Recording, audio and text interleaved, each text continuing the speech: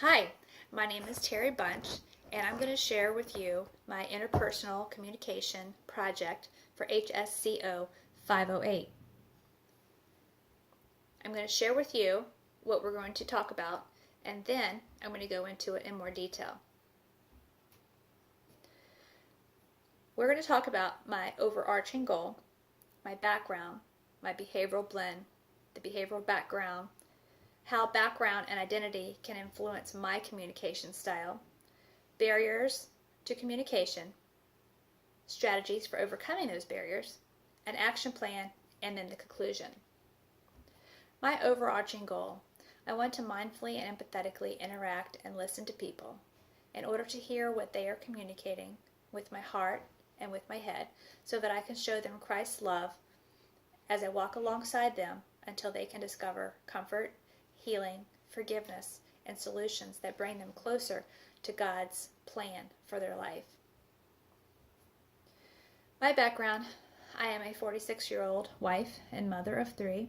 I was born and have lived in Virginia my entire life. I grew up in a Christian home with 2 parents and a brother. I went to high school and college and graduated with a BS in sports medicine. I am presently working as a personal trainer, and I am pursuing my graduate degree in human services counseling. We were asked to take a Uniquely You personality profile. This profile is broken down into 4 distinct pieces that basically describe all human behavior. They are broken down into a D, an I, an S, and a C for the acronym DISC. D stands for dominant and task-oriented. I is active and people-oriented.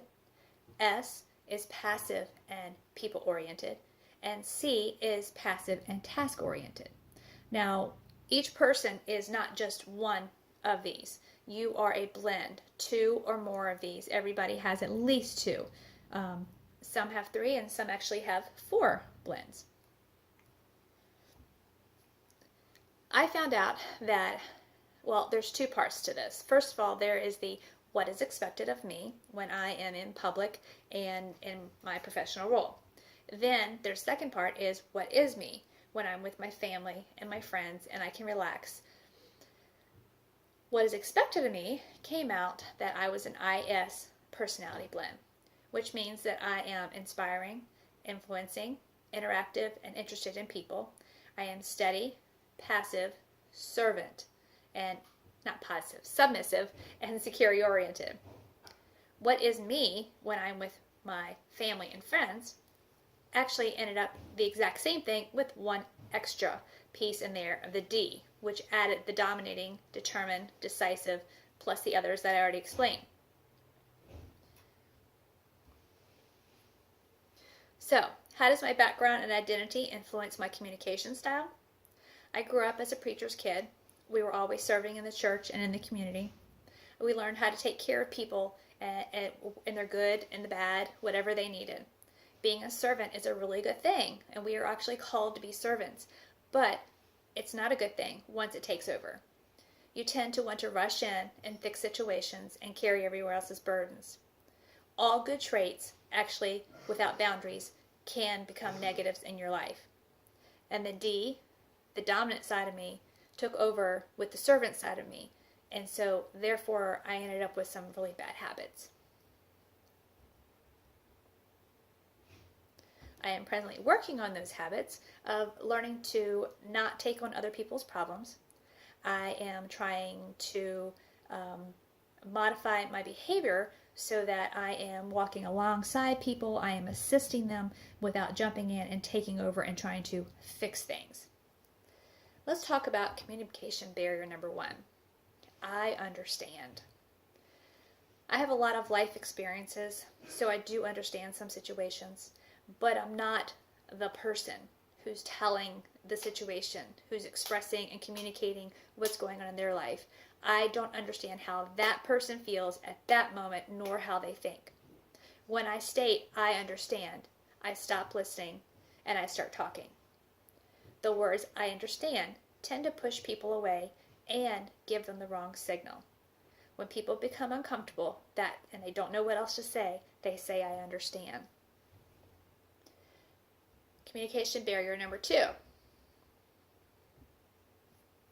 Choosing the wrong words.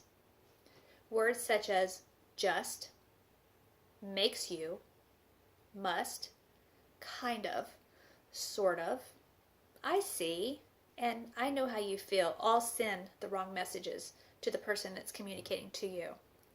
Starting a question with why, or did you, or are you, or have you tends to put people on the defense and minimizes one-word answers, which minimizes the communication. A good listener should express no judgment, no accusations, and minimize the speaker's communication. Communication barrier number 3. Offering suggestions, advice, or opinions. Offering suggestions, advice, and opinions takes away the decision-making skills of the person who's communicating with you. These actions can diminish self-confidence. They can increase dependence upon the person who's offering the advice and suggestions. And by offering advice, suggestions, and opinions, the communication is no longer a collaboration, but what I want, what I think. It puts the I instead of us. So how to overcome some of these barriers? Barrier 1, where I understand. Be more of an empathetic listener. Let the speaker feel heard and be heard. Use nonverbal cues like head nodding, eyebrow furrows, and verbal cues like to show your understanding without using the words I understand. Barrier 2, choosing words carefully. Reflect more for clarity. Treat each person who's communicating with you as if they are the only one and the only time that this situation has ever been heard. Take time to choose the best kinds of words that will encourage and show no judgment. Barrier number 3, offering suggestions, advice, and opinions. Assist the speaker in coming to an option or a solution, but don't make it for them. Reflect, paraphrase, and listen again, and then repeat. Bite your tongue often when you consider these options. Create an environment for productive change without making the change for the speaker with these pushy actions. Action plan. I intend to use the following techniques and areas of awareness in interpersonal communication. Bite my tongue often and continue to listen, as Peterson has directed us to do. Be aware of the thud and respond appropriately. That feeling never had a word before. Now it has a word. That feeling when someone says something to you and you go, and you want to become defensive. That's that feeling. It is called the thud. I now know what that feeling is. I recognize it, and I will respond appropriately and less defensively. Be positive due to its impactfulness on interpersonal communication, as well as your mental, physical, and emotional well-being, as Nelson goes on to explain in their research. Be aware of flat brain syndrome in myself and in others, and adjust accordingly for effective communication, especially in my marriage. Name feelings out loud in order to decrease the emotion and increase the thinking process. And as Franson Weckel and Stewart have suggested, talk less, listen more, reflect often, and be mindful of each interpersonal communication. In conclusion, we are reminded by Peterson that our listening job is to help them, the speaker, the client, find their truth, and that listening is an act of love. By listening, really listening with mindful, empathetic ears and hearts, we can show Christ's love to anyone that we are experiencing interpersonal communication with. The Bible tells us in Proverbs 2:2 to make your ear attentive to wisdom and inclining your heart to understanding. Thank you for walking on this journey with me, and I hope you have a blessed day.